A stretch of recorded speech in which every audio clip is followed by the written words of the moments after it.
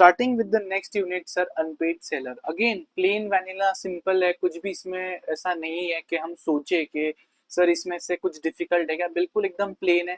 सिर्फ हमको सुनना है, एक स्टोरी की तरह हमको सुनना है, समझना है, एंड दैट्स इट। जहाँ पे इंपॉर्टेंट रहेगा मैं आपको बताऊंगा, इंपॉर्टेंट मार्क करना है, और बाकी तो मैंने हाईलाइटिंग की है वो भी आपको आपके मॉड्यूल में करनी है। तो that's it with this fourth unit, fourth unpaid seller, which is the last unit of the sales of goods act.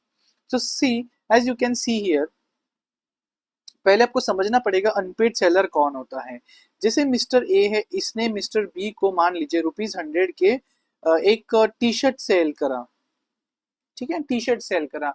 Now if mister B does not pay ₹100 to ए ना, तो ए बिकम्स अनपेड सेलर। कौन हो जाता है? Unpaid seller. Second is sir, B ने ₹100 का cheque दे दिया, बी ने ₹100 का चेक दे दिया, and this cheque when A put this cheque into bank, cheque हो गया dishonour. So again A become an unpaid seller. तो अब सर अनपेड सेलर कर क्या सकता है, इसकी औकात क्या है? औकात, बाय औकात I mean what are his rights, what can he do. तो बेसिकली ही कैन, दो तरीके से जा सकता है वो, या तो he can go against mister B court of law में, that is rights against the buyer, and the second is rights against the goods. देखेंगे दोनों को डिटेल में।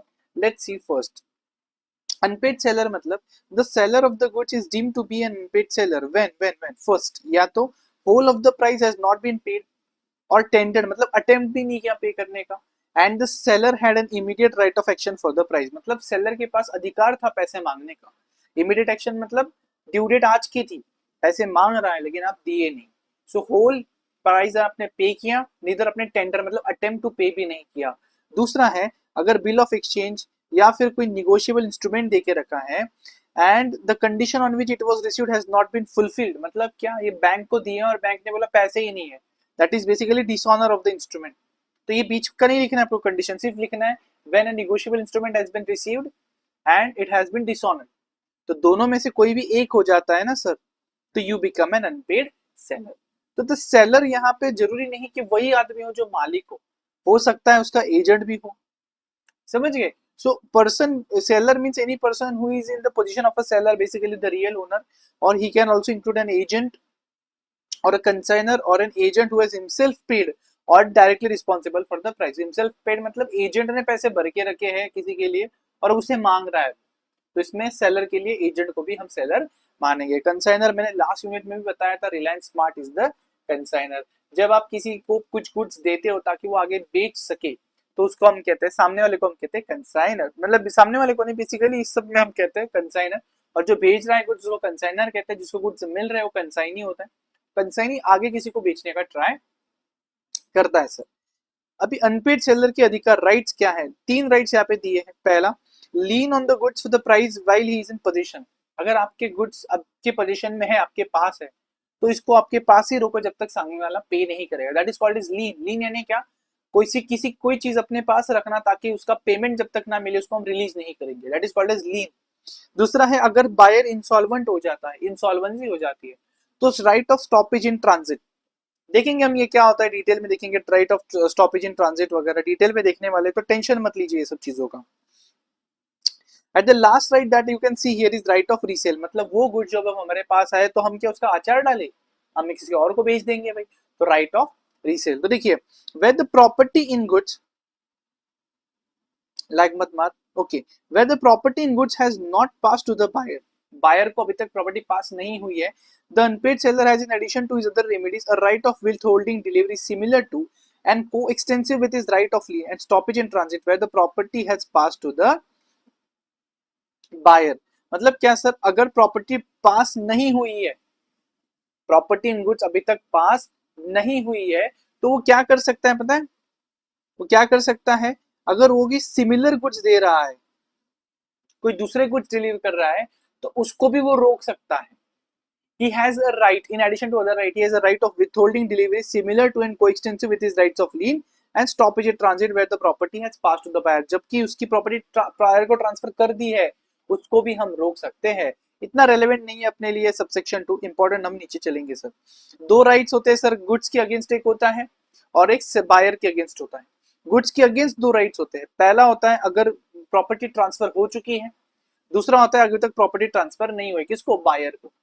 बेसिक है, चलो पहला देखते हैं। चलो, right of unpaid seller against the goods, goods के अगेंस्ट अनपेड सेलर क्या क्या कर सकता है। इसमें पहला है सेलर्स लीन। क्या है सेलर्स लीन? लीन यानी क्या, कोई चीज अपने पास रखना, कोई चीज अपने पास रखना ताकि सामने वाला पे करे तब उसको हम देंगे। So an unpaid seller has a right of lien on the goods for the price while he is in position until the payment और tender of the price of such goods. जब तक वो पैसा मिलता नहीं या पैसा देने के लिए अटेम्प्ट करता नहीं, तब तक हमारे पास पोजीशन में जब तक गुड्स, हम इसको क्या सकते हैं, राइट ऑफ लीन एक्सरसाइज कर सकते हैं, इसको हम हमारे पोजीशन में रख सकते हैं। It is the right to retain the position of the goods and refusal to deliver them to the buyer until the price due in respect of them is paid और टेंडर्ड। एकदम सही, आप position में रखिए और तब तक नहीं देंगे जब तक हमको पैसा नहीं मिलता। इस लीन का दूसरा नाम है सर पोजेशनरी लीन। इस लीन को कहते हैं पोजेशनरी लीन, मतलब आप तभी तक इसको पोजीशन आपके रख सकते हो, तभी तक ये लीन एक्सरसाइज कर सकते हो जब तक क्या नहीं होता, as a seller is remains in the position of the good, जब तक आप इस गुड्स के पोजीशन में हो। अगर आपसे पोजीशन निकल गया, मान लीजिए गुड्स गाड़ी में डाले थे और बायर को डिलीवर हो गया, फिर बायर आया लॉफुली लीगली गुड्स लिया और चला गया और पेमेंट नहीं किया, तो आप पोजेशनरी लीन यानी सेलर्स लीन एक्सरसाइज नहीं कर सकते सर, क्योंकि गुड्स अभी आपके पोजीशन में है ही नहीं, गुड्स अभी आपके पोजीशन में नहीं है। और यही तो है पोजेशनरी लीन, कि जब तक पोजीशन तब तक लीन एक्सरसाइज कर सकते हैं, जिस मोमेंट आपका पोजीशन चला गया उस मोमेंट पे आप लीन एक्सरसाइज नहीं कर सकते। आगे देखिए सर क्या कहता है, राइट ऑफ लीन एक्सरसाइज करने के लिए, राइट ऑफ लीन एक्सरसाइज करने के लिए ये 3 केसेस दिए हैं। पहला, आपने कैश पे गुड्स बेचे, कैश, आप मॉल में गए, आपने बोला ये चीज चाहिए लेकिन आप पैसा नहीं दे रहे हो, तो वो इमीडिएटली गुड अपने पास रख लेगा, आपको देगा ही नहीं। तो goods sir sold without any credit, cash cell किया और कैश दिया ही नहीं, तो पोजेशनरी लीन रख लेगा। दूसरा, आपको क्रेडिट दिया है, आपको बोला था 10 दिन के अंदर पैसा दे तो गुड्स दूंगा, और आपने दिया नहीं है 10 दिन के अंदर पैसा, क्रेडिट एक्सपायर्ड हो गया, term of credit, time of credit expire हो गया, तो लीन एक्सरसाइज कर सकते हैं। और जब बायर क्या है, इंसॉल्वेंट हो गया है, where the buyer has become insolvent, उस केस में आप राइट ऑफ लीन एक्सरसाइज कर सकते हो। यही 3 केस में आप कर सकते हो, बाकी केस में आप कर सकते नहीं सर। सेलर में exercise right of lien even where he is in position of the goods as an agent और बेली फॉर द बायर। यानी क्या सर, ए ने बी को गुड्स सेल किए और गुड्स अभी भी ए के पास पड़े हुए हैं, गुड्स इसके पोजीशन में हैं, तो देखा जाए तो ए इसको होल्ड कर रहा है as a bailee and B हो गया बेलर, क्योंकि बी के पास प्रॉपर्टी चली गई, ए क्या है अभी सब बेली के जैसा होल्ड कर रहा है। तो इस केस में राइट ऑफ एक्सरसाइज कर सकता है अगर बी पेमेंट नहीं करता है और ए अनपेड सेलर बन जाता है। इंसॉल्वेंसी का यहाँ पे मतलब ये नहीं है कि आप कोर्ट में गए और आपने कोर्ट में बक दिया कि मैं इंसॉल्वेंट हूँ, प्लीज मुझे इंसॉल्वेंसी जैसा करिए, नहीं। इसका मतलब होता है कोर्ट आपको डिक्लेयर करे नहीं करे वो बात की बात है सर, एक बार जो आपने पैसे देने से आप मुकर गए, आप पैसा नहीं दे पा रहे हो, आपके लायबिलिटीज आपके एसेट से ज्यादा हो गए, तो हम मानेंगे आप इंसॉल्वेंट हो गए इस एक्ट के लिए, इस एक्ट के लिए। नहीं तो जनरली इंसॉल्वेंट तभी माना जाता है जब कोर्ट आपको डिक्लेयर करता है insolvent. The term insolvent refers to a person is said to be insolvent who has ceased to pay his debts in the ordinary course or cannot pay his debt. जरूरी नहीं whether he has committed an act of insolvency or not, जरूरी नहीं उसने court में apply किया कि नहीं, अगर आप फेल हो गए पे करना, हम मानेंगे आप इंसॉल्वेंट हो गए हो इस एक्ट के लिए। पार्ट डिलीवरी मतलब जब हम इंस्टॉलमेंट में डिलीवरी करते हैं, सो जब अनपेड सेलर पार्ट डिलीवरी करता है ना, तो जो रिमाइंडर है, जो बचे हुए गुड्स है जो अभी तक इंस्टॉलमेंट में गए नहीं है, तो इसके ऊपर वो लीन एक्सरसाइज कर सकता है, इन गुड्स को अपने पास वो रख सकता है। लेकिन अगर उसने अपना लीन का जो राइट है, अधिकार, इसको अगर वेव कर दिया है, तो फिर वो ये चीज नहीं कर सकता। ये क्या होता है सर, जब अधिकार, जब हमारे बीच में कॉन्ट्रैक्ट हो रहा था ना, तभी हमने लिखा था कि पैसा भले ही 2 दिन लेट हो जाए, ब्याज ज्यादा ले लेना, लेकिन गुड्स की डिलीवरी नहीं रुकेगी, या फिर राइट ऑफ लीन एक्सरसाइज नहीं होगा। तो इस केस में पार्ट डिलीवरी भी रहेगी, तो भी आपको सारे goods time to time deliver करने पड़ेंगे, इवन व्हेन सामने वाला पैसा नहीं दे रहा है, क्योंकि आपके अग्रीमेंट में आपने लीन का राइट क्या कर रखा है, वेव कर रखा है, सेलर ने वो राइट वेव कर रखा है। आगे लिखता है सर, टर्मिनेशन ऑफ लीन, ये लीन खत्म कब होता है, ये लीन का राइट, ये अधिकार आपका कब चुराया जा सकता है, कब खत्म हो जाता है। तो सबसे पहला बेसिक है ना, आप पोजेशनरी लीन है आपके पास, जब तक गुड्स है तभी तक ये लीन का राइट रहेगा, जिस मोमेंट पोजीशन चला गया ये लीन का राइट खत्म हो गया। तो पहली चीज है, where he delivers the goods to a carrier or other bearer for the purpose of transmission to the buyer without reserving the right to disposal of the goods। मतलब क्या, मैंने गुड्स ट्रांसपोर्टर को दिए, मैंने गुड्स किसी आदमी को दिए कि जा भाई डिलीवर करके, और मैंने कोई भी अधिकार ही नहीं रखा इस गुड्स के प्रति मेरा, I have not reserve any right of disposal of the goods, तो मेरे पास कोई अधिकार है नहीं, मतलब मैं उस गुड्स को वापस मंगवा नहीं सकता हूँ, मैं गुड्स मेरे पास रख ही नहीं सकता हूँ, क्योंकि मैंने वो अधिकार ही गिव अप किया है। रिजर्व ही नहीं किया मैंने याद। दूसरा है सर वेयर द बायर और his agent lawfully obtains the position, मतलब क्या, बायर ने, मैंने कुछ बेचा, बायर आके लेके चला गया तो पोजीशन उसके पास चला गया, उसका एजेंट आके लेके चला गया, लीगली लेके चला गया तो पोजीशन चला गया, जब पोजीशन चला गया तो लीन भी चला गया सर। पोजिशनरी लीन पोजीशन के ऊपर डिपेंड करता है। तीसरा है where seller has waived the right of lien, मतलब ये जो हमने अभी ऊपर पढ़ा, मैंने खुद से बोला है कि मैं लीन एक्सरसाइज नहीं करूंगा, तो टर्मिनेशन ऑफ लीन यानी लीन का अधिकार मेरे से चला गया। एंड बाय एस्टॉपल, एस्टॉपल मतलब where the seller so conducts himself that he leads third parties to believe that the lien does not exist, मतलब आप जब डील कर रहे हो ना किसी पर बायर के साथ, उसको बोल रहे हो कि देख भाई आज तक हमारे साथ इतने पेमेंट अपने रुके लेकिन कभी भी हमने लीन नहीं किया, हम गुड्स दे देते, हम वैसे वाले आदमी नहीं है, तो आप क्या कर रहे हो, पहले ही ऐसा दिखा रहे हो, थर्ड पार्टीज को बिलीव करवा रहे हो कि भाई हम राइट ऑफ लीन रखते नहीं, और जब आप राइट ऑफ लीन रखते नहीं ऐसा आपने बोला है, तो bye estoppel, principle of estoppel से आप बाद में लीन एक्सरसाइज नहीं कर सकते, आप बाद में लीन एक्सरसाइज नहीं कर सकते। लेकिन इसको कुछ एक्सेप्शन है। पहला, the unpaid seller of the goods having a lien thereon does not lose his lien by reason only that he has obtain a decree for the price of the goods, मतलब क्या, एक ने B को 100 रुपए के goods बेचे और B ने इसको पे किया नहीं, तो ए हो गया अनपेड सेलर। ए ने कोर्ट में केस फाइल करी और कोर्ट ने एक ऑर्डर दिया जिसको कहते हैं डिक्री, कोर्ट के ऑर्डर को कहते हैं डिक्री। इस डिक्री पे लिखा था बी को इसके चुपचाप पैसे दे देना, जो भी पैसे वो विद इंटरेस्ट दे देना। तो सर अब डिक्री मिल गई तो क्या ए अपने गुड्स दे देगा बी को? कहेंगे नहीं, इवन व्हेन आपको डिक्री मिला है, इवन व्हेन कोर्ट ने बताया है कि जी हाँ ये प्राइस आपको देना है, इवन इन दैट केस ए क्या कर सकता है, जब तक भी इस डिक्री को फॉलो करके पैसे नहीं देता अपने पास ये गुड्स रख सकता है। तो an unpaid seller will not lose his lien, वो lien lose नहीं करेगा, only if even if he has obtained a decree for the price of the goods। समझ गए? यही ब्रैकेट में लिखा है, पढ़ लीजिए, टाइम पास है। Okay, next, right of stoppage in transit. पहला राइट मैंने आपको बताया सर अबाउट लीन, पहला राइट जो मैंने आपसे डिस्कस किया that was about lien, that is right of lien, sellers lien. अब दूसरा राइट मैं आपसे डिस्कस कर रहा हूँ सेक्शन 47 के बाद section 50, that is right of stoppage in transit. Transit यानी ट्रांसपोर्ट में मैंने गुड्स दे दिए, मैंने ट्रांसपोर्टर को बोला, डीटीडीसी वाले को बोला ये ले भाई गुड्स ले और चला जा, चला जा और उसको दे क्या, मिस्टर बी को डिलीवर करके आ। तो ऐसे केस में क्या मैं ये ट्रांजिट रोक सकता हूँ?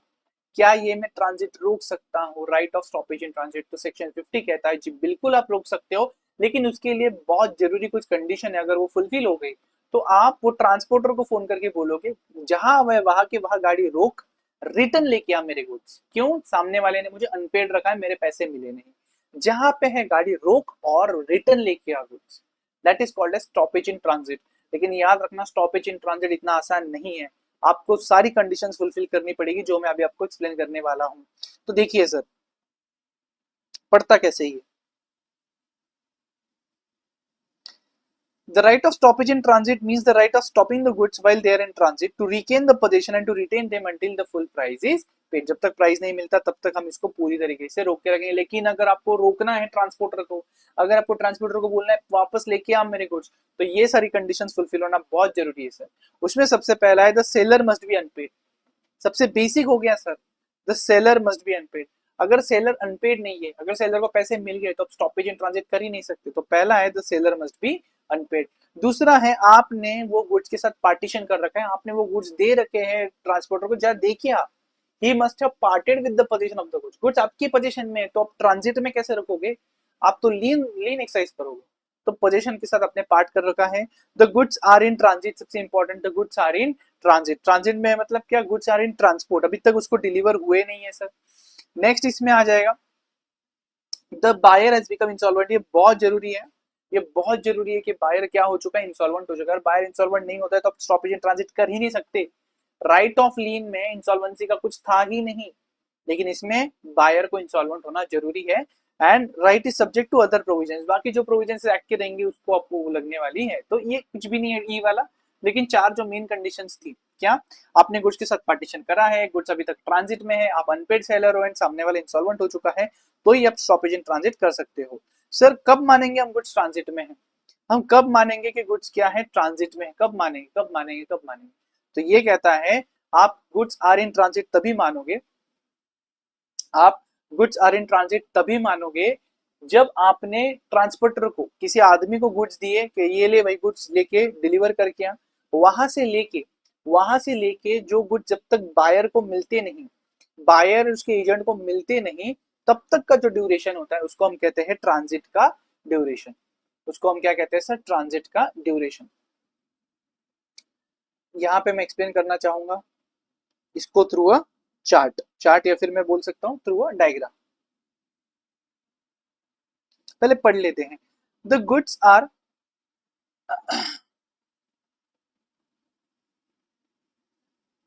The goods are deemed to be in the course of transit. दिख रहा है नहीं ठीक से? हाँ, okay. So the goods are deemed to be in the course of transit from the time when they are delivered to a carrier, जिस moment पे आपने डीटीडीसी कुरियर वाले को दे दिया, और other bailee for the purpose of transmission to the buyer until the buyer और agent on that we have takes delivery from them such carrier. मतलब क्या सर?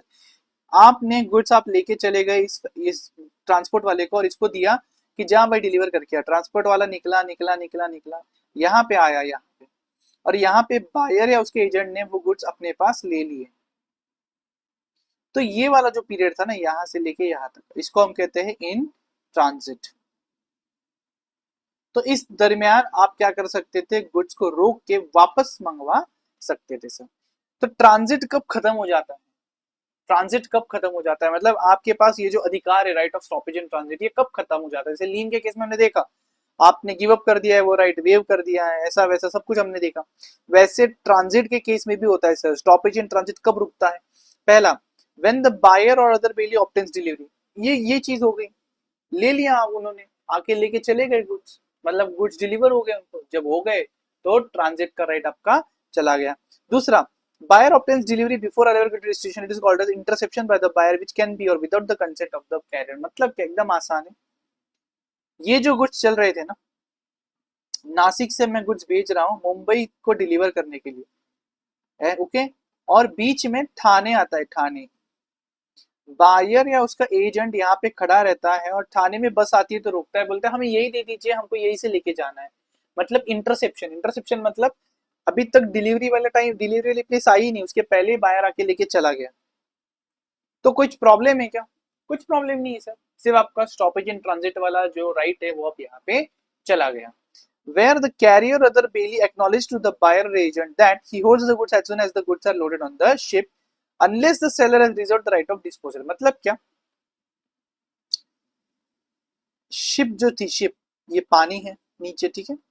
ये जो शिप है, शिप में जो कैप्टन होता है, ये क्या करता है? जैसे ही इस पे गुड्स आ जाते हैं, हमारे मिस्टर ए ने रखे हैं गुड्स मिस्टर बी के लिए, तो कैप्टन बी को कॉल करता है, कहता है आपके गुड्स मेरे पास आए हैं, मैं एक्नॉलेज करता हूं कि मैंने आपके बिहाफ पे गुड्स को रिसीव किया है। एज सुन एज वो हाँ बोलता है, बी ऑटोमेटिकली बेलर हो जाता है, एंड ये कैप्टन, शिप का कैप्टन ऑटोमेटिकली बेली हो जाता है, और उस केस में sir right of stoppage in transit चला गया।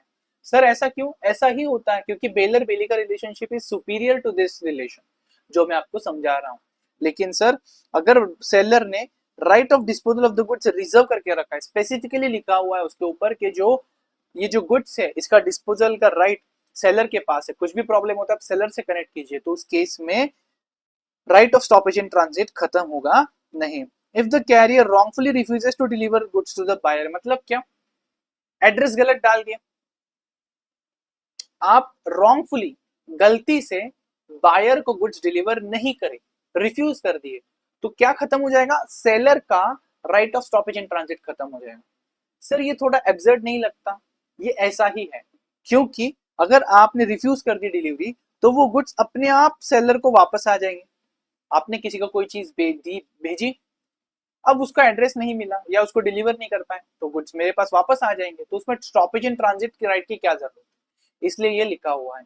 नेक्स्ट, जब जो ट्रांसपोर्टर है वो बायर ने भेजा हुआ है, उसका आदमी है, तो उस केस में उसको दे दिया गुड्स, तो स्टॉपेज इन ट्रांजिट उधर ही खत्म। वो काय का वापस लाके देगा? नहीं लाएगा। So when goods are delivered to the carrier, मतलब transported hired by the buyer, तो स्टॉपेज इन ट्रांजिट हमारा अधिकार चला गया। Where the part delivery of the goods has been made to the buyer, the transit will come to end for the remaining goods which are yet in the course of transmission। मतलब क्या? Part delivery instalment में 100 kilo का rice है, 5 instalment 20-20 kilo के देने। पहला instalment जैसे ही buyer को पहुंच गया ना, बाकी के लिए भले ही वो इन द ट्रांसमिशन है, मैं इनको वापस नहीं मंगवा सकता हूँ। सर क्यों? ऐसा लिखा हुआ है सर। अगर पार्ट डिलीवरी है और एक भी डिलीवरी कंप्लीट हो गई, एक भी डिलीवरी अगर उसको मिल गई, तो सबके लिए, टोटल के लिए हमारा right of stoppage in transit चला जाएगा। इसका रीजन ऐसा है कि हमने डिलीवरी में देखा था, पार्ट डिलीवरी के केस में, जब एक भी लॉट डिलीवर हो जाता है, एक भी लॉट पहुंच जाता है, तो डिलीवरी पूरे के लिए कंप्लीट है। अब जब डिलीवरी पूरे के लिए कंप्लीट हो गई, तो स्टॉपेज इन ट्रांजिट आप एक्सरसाइज लीगली नहीं कर सकते, that is not possible. And last is when the goods are delivered to a ship chartered by the buyer, transit comes to end। जैसे ट्रांसपोर्टर बायर का है, वैसे शिप भी buyer की हो सकती है, बायर ने भेजी हुई शिप है, प्राइवेट शिप है, हो सकता है भाई विजय माल्या भेज सकता है, बड़ा आदमी वो क्यों नहीं भेज सकता शिप? तो उस केस में sir right of stoppage in transit वहीं पे चला जाएगा। How stoppage in transit is affected, actually ये काम कैसे करता है? Stoppage in transit in actual काम कैसे करता है? तो देखिए, अनपेड सेलर फोन करके उसको बोलेगा ट्रांजिट रोक दे, एंड क्या करेगा, उसको बोलेगा एक काम कर, गुड्स को वापस मेरे पास लेके एक्चुअल पोजीशन ले लेंगे, या फिर कैरियर को एक नोटिस दे देंगे कि गुड्स जो है ना वो तेरे पास ही रखना जब तक मैं नहीं बोलता, या फिर किसी और आदमी का एड्रेस दे देंगे बेली का कि इसके पास गुड्स रख जब तक मैं नहीं बोलता कि इसको आगे डिलीवर करो, जब तक मैं नहीं बोलता इसके पास रखो। तो बेसिकली आप क्या कर रहे हो, स्टॉपेज एंड ट्रांजिट को कैसे एक्सेस करने हैं बताता हूँ। ये नोटिस आप जिस बंदे के पास एक्चुअल पोजीशन है, यानी ट्रांसपोर्टर को भी दे सकते हो, या फिर हो सकता है ये ट्रांसपोर्ट गाड़ी वाले जो है ये एजेंट है, मेन इनका जो है प्रिंसिपल कोई और है, तो अब ये प्रिंसिपल को भी नोटिस दे सकते हो। लेकिन सर प्रिंसिपल को बता रहे हो, प्रिंसिपल बैठा होगा हरियाणा में, उसकी गाड़ियां चलती है पूरे इंडिया में, तो वो उसको इतना इस हिसाब से नोटिस दो कि एटलीस्ट वो जिस गाड़ी में आपका माल जा रहा है उसको फोन करके बता सके कि भाई वो गुड्स रोक दे और जहां पे मैं बोलता हूँ वहां पे रख दे। समझ गए? तो in the case latter case, मतलब जब आप प्रिंसिपल को नोटिस दे रहे हो तो इस टाइम पे दो, इस हिसाब से दो कि प्रिंसिपल को रीजनेबल डिलीजेंस लगा के ये कम्युनिकेट कर सके उसके गाड़ी वाले को, उसके सर्वेंट को, कि भाई रुक जा। क्लियर है? जब आप notice of stoppage in transit देते हो, when you give the notice of stoppage in transit by the seller to the carrier, मतलब ट्रांसपोर्टर को जब देते हो सर, तो ट्रांसपोर्टर ने क्या करना चाहिए, he should redeliver the goods to, किसको रिडिलीवर करने चाहिए? ऑब्वियसली सेलर को करने चाहिए, या सेलर जिसको बोलता है उसको कर देने चाहिए। और ये रीडिलीवरी में अगर एक्स्ट्रा खर्चा आ जाता है तो ये खर्चा कौन निभाएगा, कौन इसका खर्चा उठाएगा सर? Obviously the seller. अब right of lien versus right of stoppage in transit, इसको मार्क करना है आपने, इसको मार्क करना है as very very very important, क्योंकि ये अब तक कभी पेपर में ये क्वेश्चन आया नहीं, और अगर कभी बना तो पेपर में जाके मुझे दिल से थैंक्स बोलना है, क्योंकि ये क्वेश्चन बन सकता है कभी भी। राइट ऑफ लीन मतलब क्या? पोजीशन रखना गुड्स का। राइट ऑफ स्टॉपेज मतलब क्या? पोजीशन जो चला गया है गुड्स उसको रीगेन करना, वापस मंगवा लेना। ठीक है? दूसरा, सेलर को पोजीशन ऑफ गुड्स होना चाहिए अगर वो क्या करना चाहता है, लीन लीन करना चाहता है। पोजीशन नहीं है तो लीन कर ही नहीं सकता। लेकिन स्टॉपेज इन ट्रांजिट के लिए क्या होना चाहिए सर? ये मैंने आपको बताया, वो 4 कंडीशंस याद है क्या? सेलर ने पोजीशन के साथ पार्ट होना चाहिए, पोजीशन कैरियर के साथ होना चाहिए, और बायर ने बायर को डिलीवरी नहीं होनी चाहिए, और बायर इंसॉल्वेंट होना चाहिए, ये सब चीजें। राइट ऑफ लीन जो होता है ना, ये तभी भी आप एक्सरसाइज कर सकते हो जब बायर इंसॉल्वेंट नहीं है, लेकिन right of stoppage in transit तभी होगा जब बायर क्या है, इंसॉल्वेंट है। Right of stoppage in transit begins when the right of, मतलब देखिए ना, ये मेरा गोडाउन है, जिस मिनट ये गुड्स इधर से निकल के गाड़ी में चढ़ गए, मेरा पोजीशन चला गया, तो मेरा राइट ऑफ लीन चला गया, और जिस मोमेंट पे गाड़ी में चढ़ गए वहां से मेरा शुरू हुआ right of stoppage in transit. मैं चाहे तब इसको रोक सकता हूं। तो right of stoppage in transit तब शुरू होता है जब राइट ऑफ लीन एंड होता है, यानी कि राइट ऑफ लीन के end is the starting point of right of stoppage in transit. इतना ही नहीं sir, right of lien comes to an end as soon as, जिस मोमेंट पे पोजीशन चला गया उस मोमेंट पे राइट ऑफ लीन खत्म हो जाता है। लेकिन right of stoppage in transit उस मोमेंट पे खत्म हो जाता है जब गुड्स डिलीवर्ड हो जाते हैं टू द बायर। नाउ सब सेल या फिर प्लेज, सामने वाली पार्टी जो बायर है, सामने वाली पार्टी है, इसने क्या करे, ये गुड्स आगे किसी और को बेच दिए, ये गुड्स किसी के पास गिरवी रख दिए। अब क्या करे? अब क्या करे? तो पहली चीज मैं आपको बता दूं, राइट ऑफ लीन या फिर स्टॉपेज इन ट्रांजिट, दोनों राइट को घंटा फर्क नहीं पड़ता कि बायर ने ये गुड्स आगे किसी और को बेचे हैं या किसी के पास गिरवी रखे हैं। अगर सेलर, मतलब फर्क ही नहीं पड़ता, सामने वाला बोल रहा है मैंने आगे बेच दिया, मैंने बैंक के पास गिरवी रख दिया, मैं बोलूंगा मेरे पैसे दे, मैं अनपेड सेलर हूं, मेरे पैसे दे, तभी मैं लीन छोड़ूंगा। मेरे पैसे दे तभी मैं स्टॉपेज इन ट्रांजिट नहीं करूं।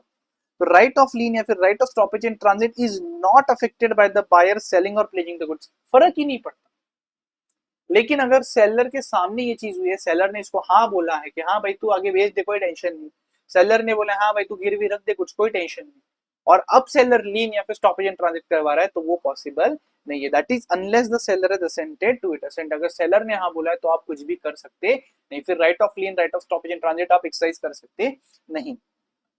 एग्जाम्पल जो है, ठीक है, जरूरत नहीं है इस केस में, काफी इजी है।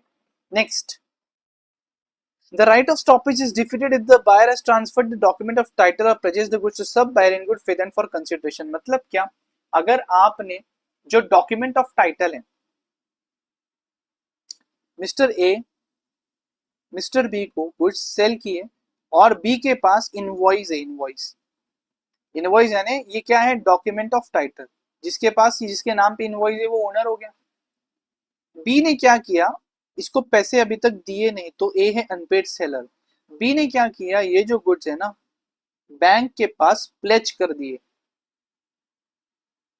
गिरवी रख दी, या फिर इसको आगे क्या कर दिया, सबसेल यानी बेच दिया, और बैंक के नाम पे ये इनवॉइस जो है ना, या फिर जिसको आगे बेचा उसके नाम पे इनवॉइस ट्रांसफर कर दिया।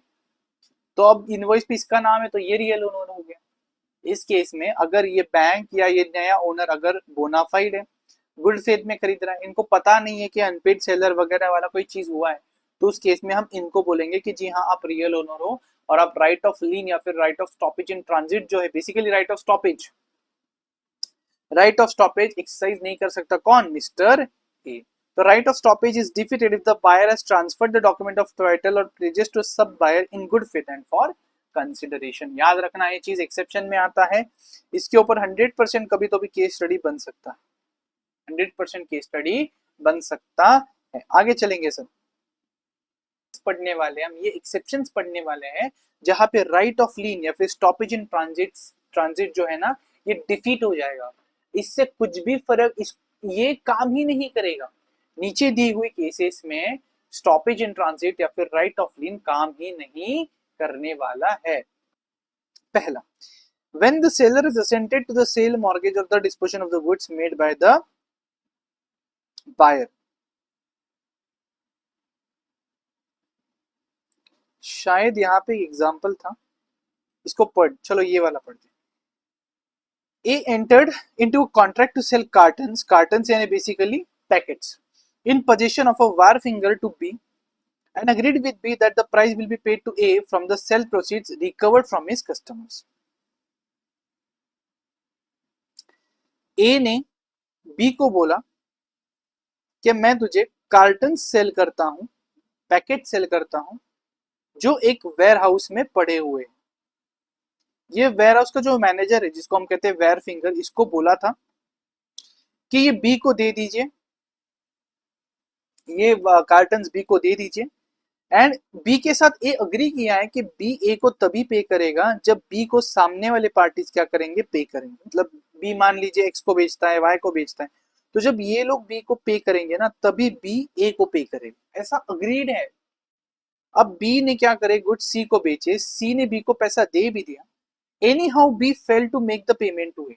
अब बी ए को पेमेंट नहीं कर रहा है, बी ए को पेमेंट नहीं कर रहा है, इवन व्हेन एक्स वाई जो है या फिर ये जो सी जो है इसने पेमेंट कर दिया, बी ए को पेमेंट नहीं कर रहा है, तो ए अनपेड सेलर हो गया। A wanted to exercise right of lien and ordered the wharfinger not to make delivery to C, held that seller had assented to the resale the goods to the buyer to the sub buyers, as a result A's right to lien is defeated। क्या कहते हैं, A का जो right to लीन है is defeated. तो जब seller ने cell करने के लिए, मॉर्गेज करने के लिए या फिर आगे बेचने के लिए बायर के साथ असेंट दिया है, बायर को अग्री किया है, तो उस केस में सर बायर को वो बाद में राइट ऑफ लीन या बायर के against right of stoppage in transit exercise नहीं कर सकता, क्योंकि यही हम पढ़ रहे हैं, यही पहला एक्सेप्शन है और यही एग्जांपल 7 है, Mount DF Limited versus J and J Provisions Company Limited, ये वो केस लॉ है। Next, when a document of title to good, जैसे ये वाला था ना, ये हमने पढ़ा, ये वो है सर, हमने ट्रांसफर किया to the buyer and buyer ने ट्रांसफर किया to a person who has bought goods in good faith and for value, that is for price, then the proviso of subsection stipulate as follows. ये वो है ऊपर वाला, ये जो मैंने आपको एक्सप्लेन किया ना कि मैंने उसको दिया, उसने आगे दे दिया, तो उस केस में ये आपको ये राइट आपका नहीं चलेगा, वही यहाँ पे लिखा हुआ है। सिर्फ देख लीजिए इसमें डिटेल क्या कहता है। If the last mention transfer is by way of sale, right of lien और stoppage in transit is defeated. Last mention transfer मतलब मैंने बी को बेचा, मैं अनपेड सेलर हूँ, बी ने सी को बेचा और मैंने अग्री किया था इसके साथ कि हाँ भाई बेच, कोई प्रॉब्लम नहीं। या फिर जो डॉक्यूमेंट ऑफ टाइटल मैंने इसको दिया था इनवॉइस, वो उसने उसके नाम पे दे दिया, तो इस केस में last transfer B and C के बीच में, वो सेल है, it is out of sale, तो अगर सेल है तो राइट ऑफ लीन या फिर स्टॉपेज वहीं पे डिफिट हो जाता है। दूसरा, मैंने बी को सेल किया, बी ने ये गुड्स सेल नहीं किया, बी ने ये क्या बोलते प्लेज किए। प्लेज का मतलब है बैंक में गिरवी रखी। If the last mention transfer is pledge, तो मैं अनपेड सेलर हूं, मेरा राइट ऑफ लीन या फिर स्टॉपेज एक्सरसाइज हो सकता है, लेकिन तभी जब बैंक अग्री हो जाए। मैंने बी को बेचा, बी ने आगे गिरवी रखे, तो मेरे राइट ऑफ लीन, मेरे right of stoppage in transit तभी हो सकता है जब बैंक अग्री करे।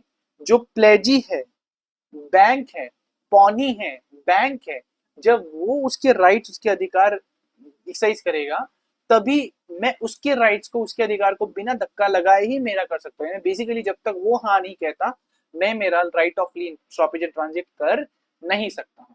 तो this are the two cases जहां पे बेसिकली मैं बोल सकता हूँ कि क्या होता है, मेरा राइट ऑफ लीन या फिर right of stoppage and transit defeat हो जाता है, मैं उसको काम में नहीं ला सकता।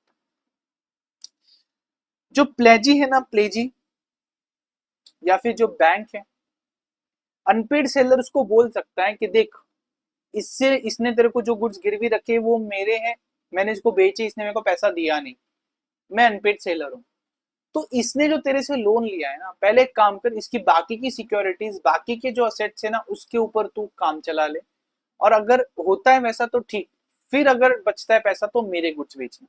जैसे कि मैं हूं मिस्टर ए ने मिस्टर बी को 10,000 रुपीज के गुड्स सेल किए और इसने रुपीज दिया नहीं, तो मैं हो गया अनपेड सेलर। बी ने बैंक से 30,000 का लोन लिया और इस लोन के लिए 3 सिक्योरिटीज बैंक को दी। कौन सी 3 सिक्योरिटीज दी? पहली सिक्योरिटी ये जो 10,000 के गुड्स थे ये दे दिया, दूसरा उसकी पत्नी का सोना दे दिया, दो मान, और तीसरा मान लीजिए इसका कोई टेलीविजन था या फिर वॉच था वो दे दिया।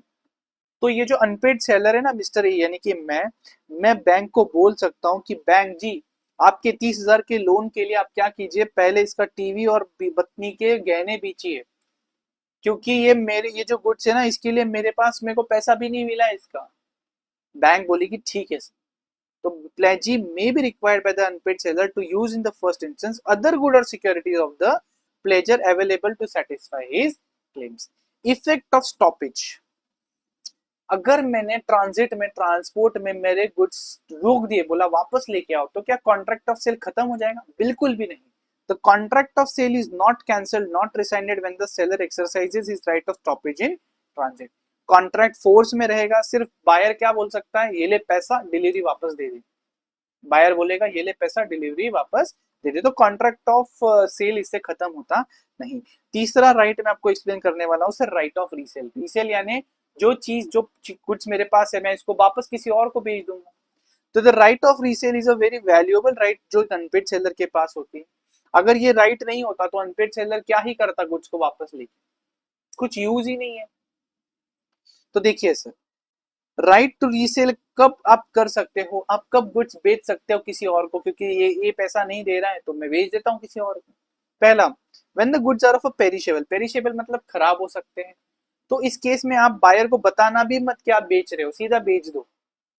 Don't even tell the original buyer that I am selling the goods to somebody else, क्योंकि उसने पैसे दिए नहीं, गुड्स पेरिशेबल नेचर के, मैं अनपेड सेलर हूँ, बेच दूंगा किसी और को, चलेगा। दूसरा, आपको नोटिस देनी पड़ेगी बायर को of his intention to resell the goods, मतलब अगर गुड्स पेरिशेबल नेचर के नहीं है तो बेचने से पहले आपका फर्ज है कि एक नोटिस दे दीजिए बायर को कि सर मैं ये गुड्स आगे किसी और को बेच रहा हूं क्योंकि आपने मेरे पैसे दिए नहीं। अगर इस नोटिस को मिलने के बाद भी बायर एक रीजनेबल टाइम में पैसे नहीं देता है तो सेलर गुड्स को रीसेल कर दें। अब दो केसेस हो सकती हैं, या तो मैंने बायर के साथ डिसाइड किया था कि ये गुड्स मैं उसको बेचूंगा 100 रुपीज में, और अभी मैं किसी और को बेच रहा हूं, मैं बेच पा रहा हूं सिर्फ 80 रुपीज में, तो मेरा तो 20 रुपए का नुकसान हो गया। तो ये 20 रुपए का नुकसान मैं क्या करूंगा, बायर से रिकवर कर सकता हूँ। कब, अगर मैंने नोटिस दिया होगा तो। अगर मैंने नोटिस ही नहीं दिया बायर को सेल करने का तो कुछ भी नहीं होगा, लेकिन नोटिस दिया तो फर्स्ट कॉन्ट्रैक्ट प्राइस यानी 100 रुपए जो आप लोगों के बीच में ओरिजिनली डिसाइड हुआ था, रीसेल प्राइस मतलब नया सेल कर रहा हूँ उसमें मिलने वाला 80 रुपए, तो इसके बीच में जो नेगेटिव डिफरेंस है डैमेजेस के तौर पे मैं डिफरेंस रिकवर कर सकता हूँ फ्रॉम द ओरिजिनल बायर। दूसरा केस है, 100 रुपए का डील हुआ था मेरा ओरिजिनल बायर के साथ, नया मैंने बेच दिया मान लीजिए 150 रुपए को, तो मेरे को तो प्रॉफिट हो गया, तो क्या ये बायर को देना है? अगर आपने नोटिस दिया तो आपको बायर को कुछ भी प्रॉफिट देना नहीं है। तो retain keep the profit with yourself if the resale price higher than the contract price. लेकिन आपने अगर ये गुड्स बेचे without giving any notice to the buyer ना, आपने बेच दिए, तो उस केस में आप कुछ भी लॉस जो आपको मिला, लॉस जो आपको वो आप रिकवर नहीं कर सकते फ्रॉम द बायर। इतना ही नहीं, प्रॉफिट होता है रीसेल के ऊपर, तो आपको ये प्रॉफिट रिटर्न कर देना पड़ेगा उस बायर को। क्या बात करते हो, बिल्कुल ऐसा ही है। तो ये इसको मार्क करना इंपॉर्टेंट यहाँ पे बन सकता है केस स्टडी इसके ऊपर। याद रखना है जो मैं बोल रहा हूँ, स्टोरी की तरह सुनना है, लेकिन याद एकदम डिटेल में रखना है, बहुत काम में आने वाली चीज है। नेक्स्ट, व्हेन अनपेड सेलर हुआ जैसे राइट ऑफ लीन और स्टॉपेज रीसेल्स द गुड्स, मतलब अगर अनपेड सेलर ने एक बार गुड्स ट्रांसफर कर दिए, पहले किसी को बेचे उसने पैसा दिया नहीं, इसलिए अनपेड सेलर हूं मैंने सेल कर दिया किसी और को, तो क्या इसके पास ओनरशिप का राइट आएगा, क्या इसके पास टाइटल आएगा? तो हमने देखा था, याद है किस किस को याद है, हमने देखा था नॉन ओनर कैन सेल, उसमें हमने देखा था कि अनपेड सेलर बेचेगा ना, तो जो नया बायर रहेगा उसके पास एक्चुअल अच्छा राइट आएगा। तो yes, the subsequent buyer will acquire a good title. Next is a resale by the seller where a right of resale is expressly reserved in the contract of sale. मतलब हमारे contract में हमने बोल के रखा था कि अगर डिलीवरी के 10 डेज में अगर आज से 10 डेज के अंदर पेमेंट नहीं मिलता है, तो जो अनपेड सेलर है ना वो इन गुड्स को किसी और को बेच सकता है, स्पेसिफिकली बोला है। तो उस केस में आपको नोटिस देने की जरूरत नहीं, आप बिंदास किसी और को बेच दीजिए, आपको कोई प्रॉब्लम नहीं। ठीक है, so not required to give any notice. और इतना ही नहीं, अगर आप किसी और को बेचते हो और आपको नुकसान होता है, तो उस केस में आप वो डैमेजेस रिकवर भी कर सकते हो from the buyer even when notice आपने दिया नहीं है। Where the property in goods has not pass to the buyer, ये क्या होता है सर? इसको कहते हैं कॉजी लीन। ये क्या कहता है, आपके पास मान लीजिए आप कुछ लेने को आए मेरे से, आपने मुझे पैसे दे, आपने मुझे आप बोल रहे हो सर ये लैपटॉप दे दो, मैं लैपटॉप लेके खड़ा हूँ, आप पैसे ही नहीं दे रहे हो, तो ये जो गुड्स है ना, ये जो है ये मेरे पास मैं रख लूंगा। द अनपेड सेलर मतलब मैं has in addition to his remedy the right of withholding delivery of the goods. मतलब क्या, मैं मेरी डिलीवरी ही नहीं दूंगा, मैं लीन नहीं एक्सरसाइज कर रहा हूँ, ये चीज मैं मेरे पास नहीं रख रहा हूँ, मैं बोल रहा हूँ पहले पैसे दे, एक हाथ से पैसे दे एक हाथ से लैपटॉप ले। मैं लीन नहीं कर रहा हूँ, मैं ऐसा नहीं बोल रहा हूँ कि गुड्स मेरे पास ही रहेंगे जब तक तू पे नहीं करेगा, नहीं नहीं नहीं, डिलीवरी रोक के रख रहा हूँ सर, डिलीवरी रोक के रख रहा हूँ मैं, मेरे पास पोजीशन नहीं लेके रखा हूँ, मैं डिलीवरी रोक के रख रहा हूँ। इसको कहते हैं कॉजी लीन, इसको कहते हैं कॉजी लीन। जनरली अग्रीमेंट टू सेल के केस में होता है, फ्लैट खरीद रहा हूँ मैं किसी से और मैं पैसा नहीं पे कर रहा हूँ उसको पूरा, तो वो मुझे घर की चाबी नहीं देगा, डिलीवरी नहीं करेगा, सिर्फ पोजीशन का प्रॉब्लम नहीं आएगा उस केस में। और ज्यादा घुसो मत उसमें, इसमें ज्यादा अगर तुम घुस जाओगे ना तो इसमें काफी काफी इसमें सिनेरियोज बनेंगे। इसके लिए फिर आपको ट्रांसफर ऑफ प्रॉपर्टी एक्ट भी पढ़ना पड़ेगा, बहुत डिटेल उसमें मत जाओ, मत जाओ, आप फंस जाओगे इसमें। Next, rights of unpaid seller against the buyer. अब तक हमने अगेंस्ट द गुड्स देखे, बायर के अगेंस्ट आप क्या कर सकते हो? एक अनपेड सेलर क्या कर सकता है वो हम देखने वाले। बेसिकली जब आप पैसा नहीं पे करता है ना सामने वाला, वो ब्रीच ऑफ कॉन्ट्रैक्ट है। क्या है? Breach of contract. और आपको जो अभी राइट हम दे रहे हैं अगेंस्ट द बायर, इसको हम कहेंगे राइट्स इन पर्सोनम। क्या कहेंगे? राइट्स इन पर्सोनम। पहला है सूट फॉर प्राइस, मतलब केस फाइल कर दीजिए कोर्ट में पैसे के लिए। अगर आप कॉन्ट्रैक्ट ऑफ सेल में सामने वाला पैसा नहीं दे रहा है तो सेलर क्या करेगा? कोर्ट में केस फाइल करेगा, इसको बोलो मुझे पैसा दे दे। इसको कहते हैं कॉन्ट्रैक्ट ऑफ सेल में होगा। जब अग्रीमेंट टू सेल है, मतलब अभी तक गुड्स डिलीवर नहीं करे हैं और गुड्स पोजीशन, मतलब पहले थोड़ा थोड़ा थोड़ा पैसा आएगा, फिर धीरे फिर डिलीवरी करेंगे, तो अग्रीमेंट टू सेल के केस में क्या कर सकते हैं, अगेन सेम, गुड्स अभी तक अप्रोप्रिएट नहीं करे लेकिन फिर भी हम केस फाइल कर सकते हैं। अगर कॉन्ट्रैक्ट ऑफ सेल है, क्या है contract of sale, basically agreement to sale है, price is payable on a certain day, और डिलीवरी का फर्क नहीं पड़ता क्योंकि डिलीवरी तो फ्यूचर में होगी, एंड बायर जो है ना पे ही नहीं करता, तो even when the goods have not been appropriated हम still we can file a case suit कि मुझे पैसा देने को, इनको बोलो सर, इनको बोलो मुझे पैसा देने। दिस इज दोनों सेम ही है, सिर्फ ऊपर का कॉन्ट्रैक्ट ऑफ सेल के लिए, नीचे अग्रीमेंट वाला है। Next, suit for damages for non acceptance, where the buyer wrongfully neglects or refuses to accept and pay for the goods, seller में मैं गुड्स डिलीवर कर रहा हूँ तो डिलीवरी ले नहीं रहा है, या फिर तू गुड्स डिलीवरी नहीं ले रहा है, बात अलग बात है, तू पे नहीं कर रहा है टाइम से, मेरे को नुकसान हो जाता है ना, मेरे को डैमेजेस होते हैं, तो मैं इसके लिए भी तेरे ऊपर केस फाइल करूंगा और मैं तेरे से डैमेजेस रिकवर करूंगा।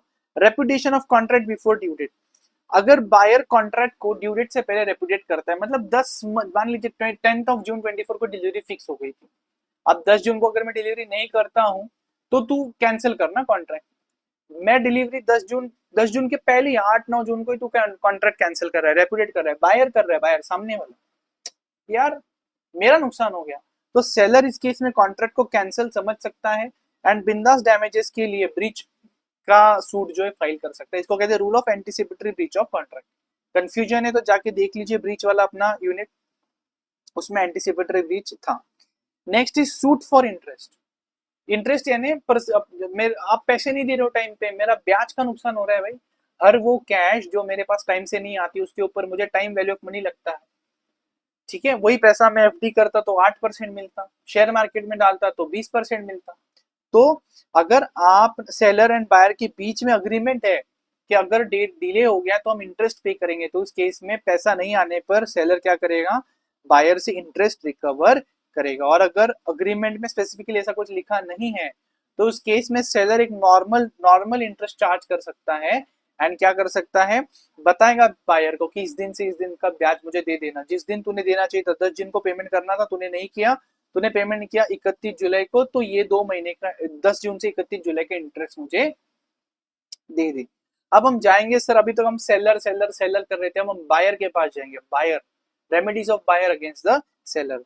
तो जब है ना सेलर है ना डिलीवर नहीं करता गुड्स टाइम पे, या फिर कॉन्ट्रैक्ट को टाइम से पहले कैंसिल कर देता है, रेपुटेट कर देता है, या फिर गंदे गुड्स, नॉन कंफर्मिंग गुड्स या फिर बेकार गुड्स डिलीवर कर देता है, तो बायर क्या कर सकता है, तो देखिए पहला है नॉन डिलीवरी, अगर सेलर डिलीवर नहीं कर रहा है तो बायर क्या करेगा, केस फाइल करेगा और बोलेगा मेरे को इस रॉन्ग डिलीवरी या फिर नॉन डिलीवरी की वजह से डिलीवरी आई ही नहीं, या फिर रॉन्गफुली डिलीवरी करी ही नहीं, तो इसकी वजह से जो मुझे डैमेजेस हुए वो मैं क्लेम करूंगा एक कोर्ट में जाके केस फाइल करके। दूसरा है सूट फॉर स्पेसिफिक परफॉर्मेंस, मैं कोर्ट में बोलूंगा इसको बोलो कि गुड्स डिलीवर करे, अब कोर्ट बोलेगा कि यार देख कुछ स्पेसिफिक केसेस होंगे जहां पे हम स्पेसिफिक परफॉर्मेंस का ऑर्डर दे सकते हैं, क्योंकि हर केस में ये पॉसिबल नहीं होता, जैसे कि contract specific and ascertain goods का होना चाहिए, तभी कोर्ट ये ऑर्डर देगा कि हाँ भाई डिलीवरी करनी पड़ेगी।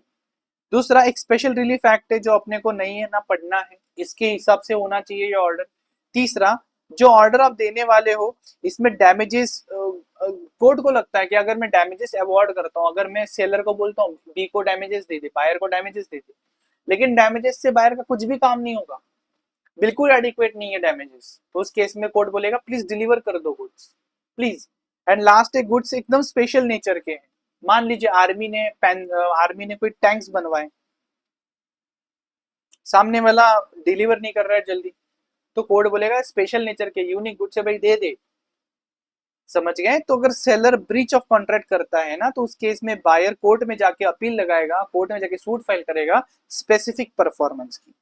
Next is suit for breach of warranty, breach of warranty जो है ना, ब्रीच ऑफ वारंटी मतलब बेसिकली डिलीवरी ना होना is a breach of condition, लेकिन बायर खुद से ट्रीट करता है, बायर खुद से ट्रीट करता है this condition as a breach of warranty, तो इस केस में हमने पहले भी देखा था कि बायर गुड्स को रिजेक्ट नहीं कर सकता अगर वो इसको ब्रीच ऑफ वारंटी पकड़ता है, लेकिन वो क्या कर सकता है, जो भी प्राइस में डिमिन्यूशन या फिर जो भी प्राइस में एक्सटिंक्शन, यानी बेसिकली जो भी प्राइस कम हो गई या मे भी प्राइस बढ़ गई, इसकी वजह से जो लॉस हुआ, इस लॉस के लिए वो क्या करेगा, केस फाइल करेगा, और जो डैमेजेस बायर को होते हैं उसके अगेंस्ट, सेलर के अगेंस्ट वो क्या करेगा, केस फाइल करेगा। ये हमने वारंटी में देखा था, तो यहाँ पे इतना ये रेलेवेंट नहीं है। Next is repudiation of contract before due date. अगर ड्यू डेट के पहले सेलर कॉन्ट्रैक्ट कैंसिल कर देता है तो बायर के पास दो ऑप्शन है, ड्यू डेट तक रुकेगा या फिर ड्यू डेट के पहले इस कॉन्ट्रैक्ट को कैंसिल हुआ ऐसा समझ लेगा। देखा है हमने ये ब्रीच में, देखा है हमने।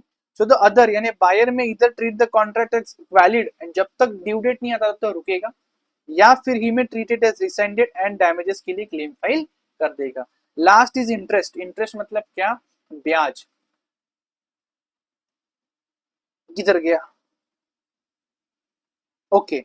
तो मान लीजिए कि मैंने एडवांस देके रखा है सेलर को, सेलर ने टाइम पे गुड्स दिए नहीं, तो मैं उससे पैसा तो मांगूंगा, लेकिन जो एडवांस मैंने दिया था उसके ऊपर का मैं क्या मांगूंगा, ब्याज भी उससे रिकवर करना चाहूंगा सर।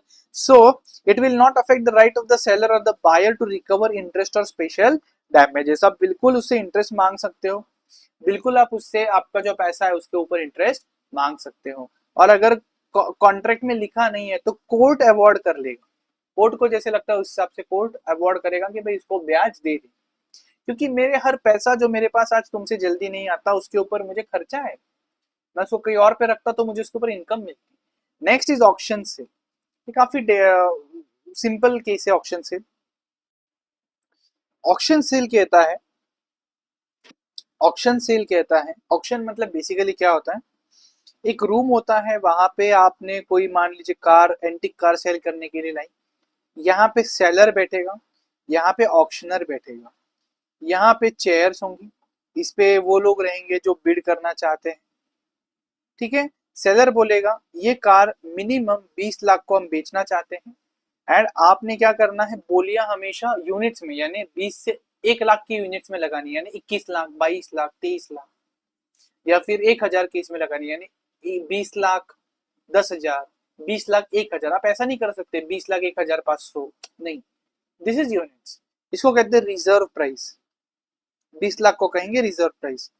तो ये बोलेगा 21 लाख, ये बोलेगा 22, ये बोल रहा है 24, ये बोल रहा है 25, इसके आगे कोई बोला नहीं। तो ये क्या करेगा, पहली बार हैमर ठोकेगा, बोलेगा 25 लाख एक, दूसरी बार हैमर हिट करेगा, बोलेगा 25 लाख दो, तीसरी बार बोलेगा 25 लाख तीन, जैसे थर्ड हिट करता है ये सेल कंक्लूड हो गया। इसको कहते हैं बेसिकली ऑक्शन। तो देखिए सर ऑक्शन आप पढ़ोगे, selling the property by inviting bids publicly and property sold to the highest bidder. Generally जो ऑक्शनर होता है वो सेलर का एजेंट होता है, ठीक है। हो सकता है बहुत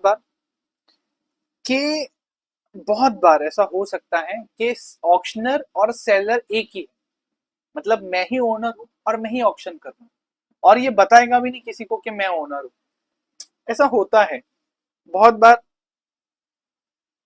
ऐसा होता है, and it is well enough legally valid कि आप ऐसा कर सकते हो। तो इसमें ऐसा सोचने जैसा कुछ नहीं, ऐसा कैसे हो सकता है, मेरी गाड़ी मैं खुद बैठ गया ऑक्शन कर, चलेगा। अब लीगल रूल्स इसके पढ़ लेते हैं। जब गुड्स लॉट्स में सेल होते हैं ना, लॉट्स, 100 किलो का कॉटन बेच रहा हूँ, 20-20 किलो के लॉट है, 10-10 किलो के लॉट है, तो हर एक लॉट एक अलग सेल माना जाएगा, हर एक लॉट का अलग सेल माना जाएगा। Every lot is will have a separate contract of sale, each lot will have a separate contract of sale. Contract of sale कब कंप्लीट होता है sir, by fall of hammer, ठीक है। अगर थर्ड फॉल्स के पहले बिल्डर बोलता है नहीं नहीं नहीं, नहीं मैं नहीं खरीदना चाहता हूँ, तो it is called as retraction, आप अपना बिड वापस ले लो। लेकिन एक बार जो थर्ड फॉल ऑफ हैमर हो गया, contract of sale is completed. Right to bid में भी रिजर्व। ऐसा हो सकता है कि सेलर बोलेगा कि मैं बोलता हूँ उतने ही लोग आके बिड करें, या मैं चाहता हूँ सिर्फ इतने ही लोग आके बिड करें, तो उस केस में वैसा ही होगा सर, ठीक है। So right to bid may be reserve expressly by और बिहाफ ऑफ द सेलर, लेकिन अपने हिसाब से उसने खुद भी एक्सप्रेसली ये रिजर्व करना चाहिए, ठीक है, बोल के बोलना चाहिए ऑक्शनर को कि भाई सिर्फ मैं बताऊंगा वो लोग ही यहाँ पे बिडिंग करेंगे, ठीक है। सो द सेलर और any person on his behalf में बिड एट द ऑक्शन, जो सेलर डिसाइड करेगा। Where sale is not notified by the seller मतलब क्या, इसको पहले पढ़ लेते हैं। Where the sale is not notified to the subject to a right to bid on behalf of the seller, it shall not be lawful for the seller to bid himself or to employ any person or to bid at such sale or for the auctioneer knowingly to take any bid from the seller or any such person, and any sale contravening this rule may be treated as fraudulent by the buyer. अब देखो हो सकता है ये bid में ये seller यहाँ पे ना बैठ के चुपचाप यहाँ पे बैठता हूँ और क्या करता है, सोच समझ के ये 25 बोलता है ना तो ये बोल देता है 26 लाख। अब खुद का ही प्रॉपर्टी है, 26 लाख बोल भी दिया तो भी क्या फर्क पड़ेगा, खुद का प्रॉपर्टी खुद को कैसे बेचेंगे। तो इसको देख के कोई बोल सकता है नहीं नहीं 27 लाख, फिर ये वापस बोलेगा नहीं 28 लाख। तो अगर सेलर पार्टिसिपेट करेगा ना ऑक्शन में तो उस ऑक्शन का बेसिकली देखा जाए तो कुछ यूज ही नहीं है। इसलिए लॉ ने लिख के देखा है, स्पेसिफिकली बोला है कि सेलर या सेलर के बिहाफ पे कोई और आदमी बिल्कुल भी पार्टिसिपेट नहीं करेगा इस बिडिंग में, इस ऑक्शन में, अनटिल एंड अनलेस ऑक्शनर को बताया गया है कि हम ऐसा करना चाहते हैं। समझ गए? तो it will not be lawful for the seller या फिर any other person on behalf of the seller to bid at such sale until and unless auctioneer को स्पेसिफिकली ये चीज पता है। और अगर ऑक्शनर को बिन बताए सेलर या उसका कोई आदमी डील करता है, यहाँ पे बिडिंग करता है, और गलती से अगर ऑक्शनर इसको ले लेता है, इस बिड को एक्सेप्ट कर लेता है, तो हम कहेंगे it is a fraud by the buyer. Buyer यानी कौन? सेलर खुद। सेलर खुद यहाँ पे बैठ के बिड कर रहा है तो वही बायर हो गया, तो वो फ्रॉड कर रहा है, साम मानेंगे। Reserve price is the basically minimum price, upset price, जिसके ऊपर चीजें बेचेंगे, उसके नीचे हम नहीं बेचेंगे। प्रिटेंडेड बिडिंग मतलब क्या, सेलर क्या करेगा, झूठे 3-4 लोगों को लेके आएगा, बोलेगा वहां पे बैठो, जैसे ही कोई ज्यादा प्राइस बोलता है तुम और ज्यादा बोलो, ताकि क्या होगा, मेरे को हाईएस्ट प्राइस मिलेगी। तो प्रिटेंडेड मतलब फ्रॉडुलेंट आप करते हो ताकि प्राइस रेज हो जाए। और this pretended buying is voidable at the option of the buyer. तो बेचारे किसी को लगा क्या यार सच में इतने लोग अच्छी अच्छी बिड लगा रहे हैं, मैं भी महंगे में खरीद लेता हूँ, और बाद में समझा सब लोग झूठे थे, मैं अकेला सच्चा था, बाकी सब तो एडी ले रहे थे, ऐसे ही कर रहे ताकि प्राइस रिप हो जाए, बढ़ती जाए। तो उस केस में बायर के ऑप्शन पे ये जो सेल का कॉन्ट्रैक्ट ही क्या रहेगा, वॉइडेबल रहेगा। The last part is sir taxes. मान लीजिए सर पहले हम कोई गुड 100 में बेच रहे थे, इसके ऊपर 18% जीएसटी था, तो गुड बेच रहा था 118 में। सरकार ने, अब जब तक मेरा सेल पूरा नहीं हो रहा है, सरकार ने बोला आज से इस गुड की प्राइस पे जीएसटी लगेगा, एग्जाम्पल देता हूँ 20%, तो गुड हो गया 120 का। या फिर सरकार ने कम कर दिया प्राइस, बोला 100, बोला इसके ऊपर जीएसटी सिर्फ 8% लगेगा, तो प्राइस हो गया 108। तो ये इंक्रीज टैक्सेस जो है ना, 2 रुपए एक्स्ट्रा, या जो डिक्रीज टैक्सेस है मतलब बेसिकली 10 रुपए जो कम हो गए, इसका क्या होगा, तो it will be transfer to the buyer.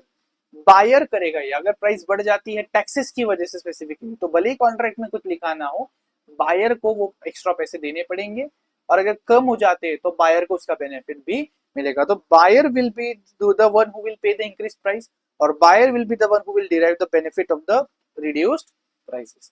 That's it with this unit also.